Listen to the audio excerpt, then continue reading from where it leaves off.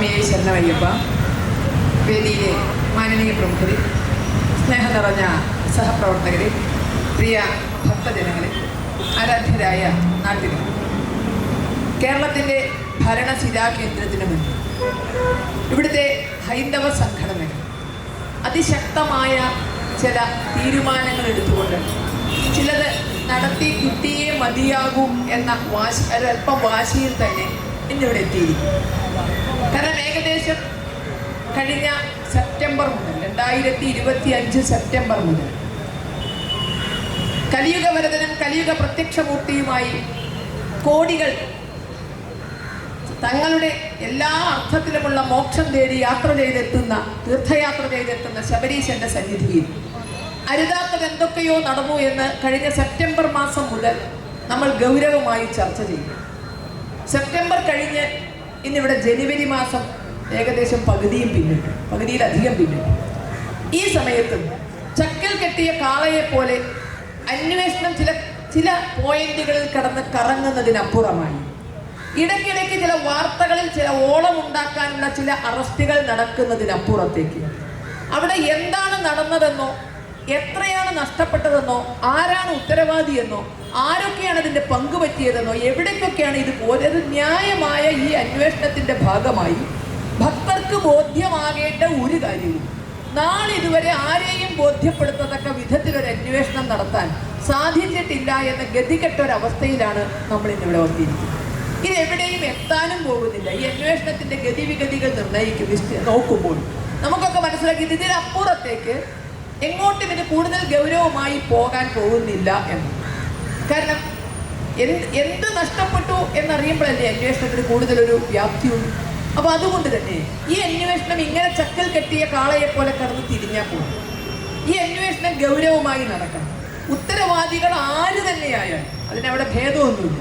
ഉത്തരവാദികൾ ആരാണോ ശബരീശന്റെ സന്നിധിയിൽ നിന്ന് ഒരു തരിമ്പെങ്കിലും മോഷണം പോകാൻ ആർക്കെങ്കിലും ധാർമ്മികമായോ അതുമല്ലെങ്കിൽ അതിൻ്റെ സാമ്പത്തിക നേട്ടമുണ്ടായോ ഒക്കെ ഉത്തരവാദിത്വം ഉണ്ടായിട്ടുണ്ടെങ്കിൽ അവരുടെ എല്ലാം തന്നെ കയ്യിൽ വിലങ്ങ് വീഴണം, മാതൃകാപരമായി ശിക്ഷിക്കപ്പെടുകയും വേണം.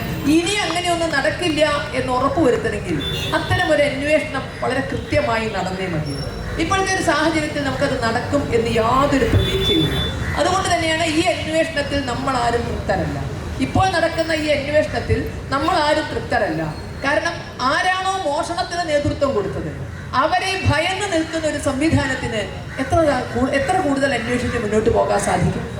ഇവിടെ ഇങ്ങനെ ഒരു വലിയ കുറുവാ സംഘത്തെ ലജ്ജിപ്പിക്കുന്ന ഒരു കള്ള സന്നിധാനത്ത് നടക്കുമ്പോൾ, നേരത്തെ ഇവിടെ കുമാർജിയൊക്കെ പറഞ്ഞതുപോലെ തന്നെ, അല്ലെങ്കിൽ സ്വാഗത പ്രഭാഷണത്തിലൊക്കെ പറഞ്ഞതുപോലെ തന്നെ എല്ലാവരും ഉണ്ട്.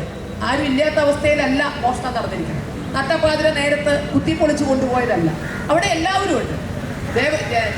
നമ്മൾ തിരഞ്ഞെടുത്ത ജനപ്രതിനിധികൾ തിരഞ്ഞെടുത്ത ദേവസ്വം ബോർഡ്, ഹൈക്കോടതി അവിടേക്ക് നിശ്ചയിച്ചിട്ടുള്ള സ്പെഷ്യൽ ദേവസ്വം കമ്മീഷണർ, ഒന്നിനൊരു കുറവുമില്ല. എല്ലാ സംവിധാനവും അവിടെ പറഞ്ഞ പോലെ തന്നെ സുരക്ഷയ്ക്ക് വൻ പോലീസ് സന്നാഹമുണ്ട്. ഇതെല്ലാം ഒപ്പിയെടുക്കാൻ മാധ്യമങ്ങളുടെ വലിയ നിര എവിടെയുണ്ട്. ഭക്തജനങ്ങൾ അവിടേക്ക് തലിക്കയറി വരുന്നുണ്ട്. അപ്പോൾ എല്ലാവരുടെയും റഡാറിലാണ് ഈ ക്ഷേത്രം നിൽക്കുന്നത്. ഭക്തജനങ്ങളുടെ തൊട്ട് എല്ലാവരുടെയും ശ്രദ്ധയിൽ പതിയുന്ന ഒരു സ്ഥലത്ത് നിന്ന് എങ്ങനെ ഇത്ര സമർത്ഥമായി വിശ്വാസികളെ മുഴുവൻ വഞ്ചിക്കത്തക്ക വിധത്തിൽ ഇത്രയും വലിയൊരു കൊള്ള ആസൂത്രണം ചെയ്യാൻ സാധിച്ചു? ആ കൊള്ളയുടെ വ്യാപ്തി ഹൈക്കോടതിക്ക് ഒരു ഘട്ടത്തിൽ പറയേണ്ടി വന്നു.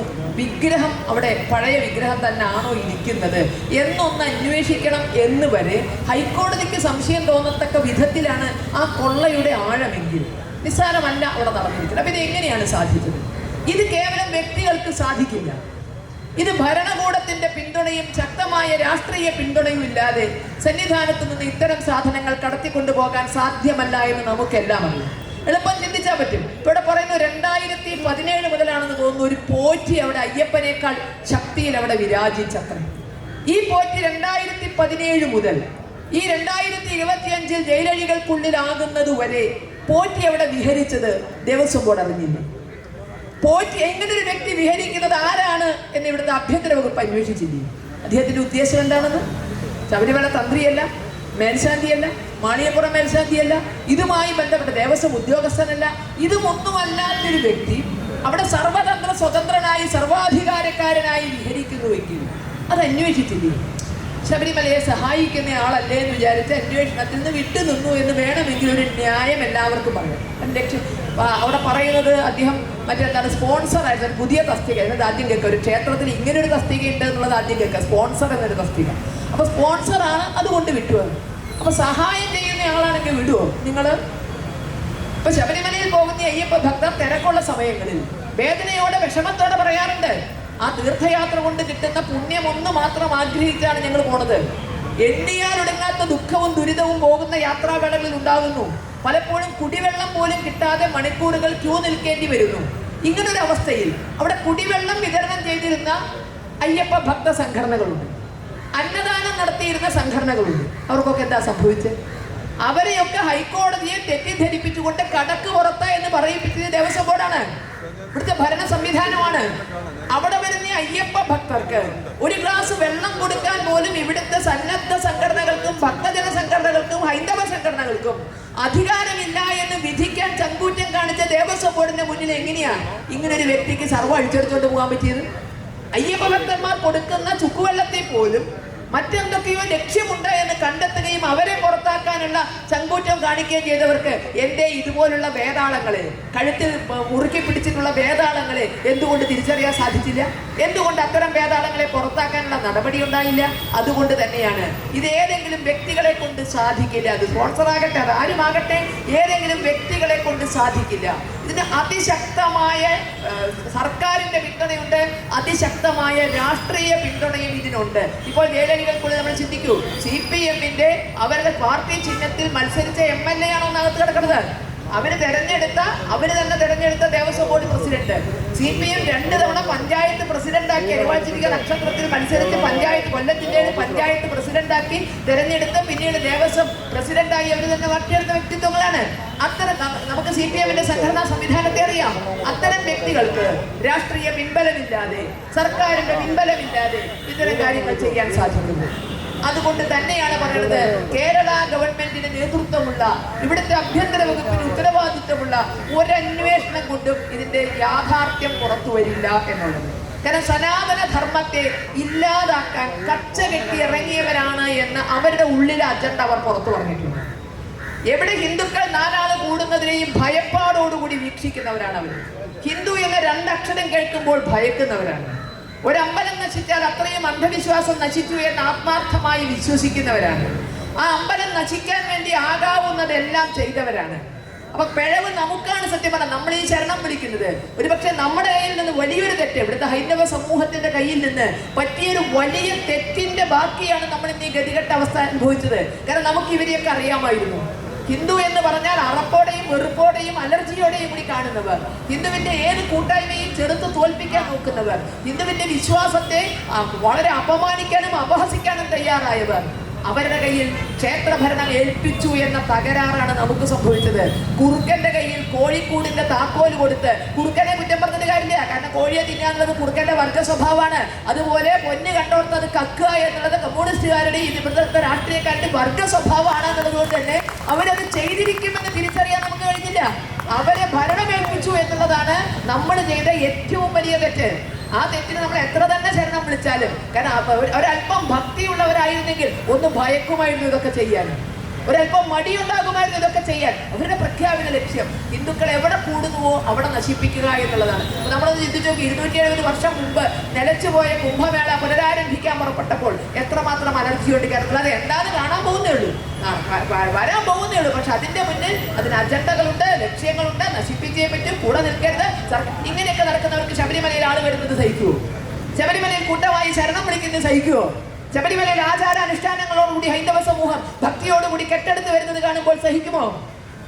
കാരണം വിശ്വാസം വേണ്ടാന്ന് പറഞ്ഞവരാണ്, ഗണപതി ഹോമം പോലും നടത്തരുതെന്ന് പറഞ്ഞവരാണ്. അപ്പൊ ഇവിടെ ഇടതും വലതും ഒരേ ലക്ഷ്യം, അവർക്ക് ഒരേ ലക്ഷ്യമാണ് ഹിന്ദു സമൂഹം സംഘടിക്കാതിരിക്കുക, ഹിന്ദു സമൂഹം അവരുടെ ശക്തി തിരിച്ചറിയാതിരിക്കുക, ഹിന്ദു വിശ്വാസങ്ങളെ ചോദ്യം ചെയ്തുകൊണ്ട് തന്നെ മുന്നോട്ട് പോവുക. അപ്പൊ ഇത്തരം ഒരവസ്ഥയിൽ നമ്മൾ കാണുമ്പോൾ ഈ 10-30 ഒരു പക്ഷേ വിജയ് മല്യ സ്വർണം പൂശിയത് മുതൽ സ്വർണവുമായി ബന്ധപ്പെട്ടും അതിനു മുൻപ് തന്നെ ക്ഷേത്രങ്ങളുമായി ബന്ധപ്പെട്ട് അഴിമതിയും അതുപോലെ തന്നെ സ്വജനപക്ഷപാതം, ഇനി അവിടെ നടക്കാത്ത നേരായതൊന്നും നടക്കാൻ ബുദ്ധിമുട്ടുണ്ടെങ്കിലും നേരല്ലാത്തതൊക്കെ വളരെ എളുപ്പം നടക്കുന്നുണ്ട് എന്ന് നമ്മൾ കാലങ്ങളായി തിരിച്ചറിഞ്ഞുകൊണ്ടിരിക്കുന്നു. എന്ന് നമുക്ക് ദേവസ്വം ബോർഡിലൂടെ പറഞ്ഞു. രാജാവ് നിന്ന് ഭരണം മാറിയത് മുതൽ നമുക്ക് ദേവസ്വം ബോർഡുണ്ട്. എന്തിനാണ് ദേവസ്വം ബോർഡ്? തിരുവിതാംകൂർ ക്ഷേത്രത്തിന് കീഴില് 1200-ലധികം ക്ഷേത്രങ്ങൾ ദേവസ്വം ബോർഡിനുണ്ട്. എന്തിനാ ദേവസ്വം ബോർഡ്? അവിടുത്തെ കാര്യങ്ങൾ ഭംഗിയായി നടത്താനാണ്. അവിടുത്തെ വരുമാനം കൃത്യമായി രേഖപ്പെടുത്തപ്പെടുന്നുണ്ട്. അവിടുത്തെ ചെലവുകൾ കൃത്യമായി രേഖപ്പെടുത്തപ്പെടുന്നുണ്ട്. അവിടെ ഇത്തരം ഏതെങ്കിലും കാര്യങ്ങളിൽ ദേവസ്വം ബോർഡിന് ഭക്തജനങ്ങളെ സമാധാനിപ്പിക്കത്തക്ക വിധത്തിൽ ഒരു കണക്ക് പുറത്തുവിടാൻ എപ്പോഴെങ്കിലും സാധിച്ചിട്ടുണ്ടോ? വിശ്വ വേണ്ടി എന്തെങ്കിലും ചെയ്തിട്ടുണ്ടോ? സനാതനധർമ്മം പ്രചരിപ്പിക്കാൻ വേണ്ടി എന്തെങ്കിലും ചെയ്തിട്ടുണ്ടോ? അയ്യപ്പ ഭക്തർക്ക് മിനിമം സൗകര്യങ്ങൾ ഒരുക്കാൻ വേണ്ടി എന്തെങ്കിലും ചെയ്തിട്ടുണ്ടോ? അഴിമതി തടയാൻ വേണ്ടി എന്തെങ്കിലും ചെയ്തിട്ടുണ്ടോ? പിന്നെ എന്തിനാണ് ഇങ്ങനെ ഒരു ദേവസ്വം ബോർഡ്? എന്തിനാ ദേവസ്വം മന്ത്രി വിശേഷാൽ നട തുറക്കുന്ന ദിവസമൊക്കെ ഭക്തന്മാർക്ക് പൃഷ്ഠം കാണിക്കാൻ വേണ്ടിയിട്ട്? ഒന്നാം തീയതി ആകാം, അതുമല്ലെങ്കിൽ മകരവിളക്കിനാകാം, മണ്ഡലവിളക്കിനാകാം. അന്ന് ഭക്തന്മാർക്ക് പൃഷ്ഠം കാണിക്കാൻ വേണ്ടി മാത്രമാണോ ഒരു ദേവസ്വം മന്ത്രി ഉള്ളത്? അതല്ല എങ്കിൽ ഇതിന് ധാർമ്മികമായ ഉത്തരവാദിത്വമില്ലേ? ഇത്രയും വലിയ കൊള്ള നടന്നിട്ട്, അവിടെ അഴിമതി നടന്നിട്ട് അതിന്റെ ധാർമ്മിക ഉത്തരവാദിത്വം മന്ത്രിക്കില്ലേ? അന്വേഷണം എന്തേ മന്ത്രിയുടെ അടുത്ത് എത്തുമ്പോൾ ഞെണുങ്ങി പോണത്? അവിടെ എത്തുമ്പോൾ സാഹിബിനെ കാണുമ്പോൾ കവാത്ത് മറക്കുന്നു എങ്കിൽ ആ കവാത്ത് മറക്കുന്നവർ അന്വേഷിക്കരുത്. അതുകൊണ്ട് തന്നെ ഇത് സ്വതന്ത്രമായ ഒരു കേന്ദ്ര ഏജൻസി CBI തന്നെ അന്വേഷിക്കണം. ഹൈന്ദവ സംഘടനകൾ അതിൽ കുറഞ്ഞ ഒരാവശ്യത്തിന് മുന്നിലും ഈ പൊറാട്ട് നാടകങ്ങൾ പോരാ. ഈ അറസ്റ്റ്, ആ അറസ്റ്റ്, മറ്റേ അറസ്റ്റ് എന്ന് പറഞ്ഞിട്ട് ഇപ്പൊ പറയും ഇത്ര ഗ്രാം പോയി, പിന്നെ പറയും അത്ര ഗ്രാം പോയി, അത് അവിടുന്ന് പോയി, ഇങ്ങനെയുള്ള കഥകൾ പിന്നിലേക്ക് ഞാൻ ഇത് പണ്ട് നമ്മുടെ മകാര വാരികകളൊക്കെ പല ഫീച്ചറുകൾ എഴുതിയിരുന്നു. മസാലയൊക്കെ പരത്തിയിട്ട് ജനങ്ങൾക്ക് വായിക്കാൻ പറ്റുന്ന വിധത്തിൽ കുറെ ഫീച്ചറുകൾ വരുന്ന വിധത്തിൽ അത്തരത്തിൽ ഫീച്ചറുകൾ ഉണ്ടാക്കുന്ന ഒരു അന്വേഷണത്തിൽ ഞങ്ങൾ തൃപ്തരല്ല. ഈ ഫീച്ചറുകൾ വായിച്ച് രസിക്കാത്തക്ക ഒരു മാനസികാവസ്ഥയിലല്ല ഇന്നത്തെ ഹൈന്ദവ സമൂഹം ഉള്ളത്. അതുകൊണ്ട് തന്നെ ഇത് കൃത്യമായി പ്രതികളിലേക്ക് എത്തണം. ഇനി ഒരിക്കലും ഇത് നടക്കാത്ത വിധത്തിൽ ഇത് കൂട്ടിക്കെട്ടണം. അതുകൊണ്ട് CBI അന്വേഷണം നടന്നേ മതിയാകൂ. ചുക്കിനും ചുണ്ണാമ്പിനും പറ്റാത്ത രാഷ്ട്രീയക്കാർക്ക് അധികാരം കൈയാളാൻ മാത്രമുള്ള ഈ ദേവസ്വം ബോർഡ് എന്ന സംവിധാനം തന്നെ പൊളിച്ചടുക്കിയല്ലാതെ ഇവിടുത്തെ ക്ഷേത്രങ്ങളെ കൊണ്ട് ഭക്തർക്ക് പ്രയോജനം ഉണ്ടാകില്ല. അപ്പൊ ഇത്തരം കാര്യങ്ങൾക്ക് വേണ്ടി ഉള്ള സമര പരമ്പരകൾ കൂടുതൽ ശക്തമായി മുന്നോട്ട് കൊണ്ടുപോകാനുള്ള തീരുമാനത്തിന്റെ ഭാഗമായാണ് ഞങ്ങൾക്ക് പറയാനുള്ളത്, ഭരണാധികാരികളോട് പറയാനുള്ളത്. അത് അതിന്റെ അതേ ഗൗരവത്തിൽ അറിയിക്കാൻ ഭരണശിലാകേന്ദ്രത്തിന് മുന്നിലെത്തിയിരിക്കുന്നത് അയ്യപ്പസ്വാമിയുടെ അനുഗ്രഹാശിസോടുകൂടി തന്നെ നമ്മുടെ ലക്ഷ്യങ്ങൾ നടപ്പിലാകും എന്ന ഉത്തമമായ വിശ്വാസം നമുക്കുണ്ട്. പ്രതികളെ മുഴുവൻ കൂട്ടത്തക്ക വിധത്തിലുള്ള ഒരു CBI അന്വേഷണം നടത്തിയേ പറ്റൂ എന്ന ആവശ്യത്തിൽ നമ്മൾ ഈ ധർണ നടത്തുകയാണ്. നമ്മളോടൊപ്പം അയ്യപ്പസ്വാമി ഉണ്ടാകും എന്ന ഉറപ്പിൽ ഞാൻ എൻ്റെ വാക്കുകൾ നിർത്തുന്നു. നിങ്ങൾക്ക് നന്ദി.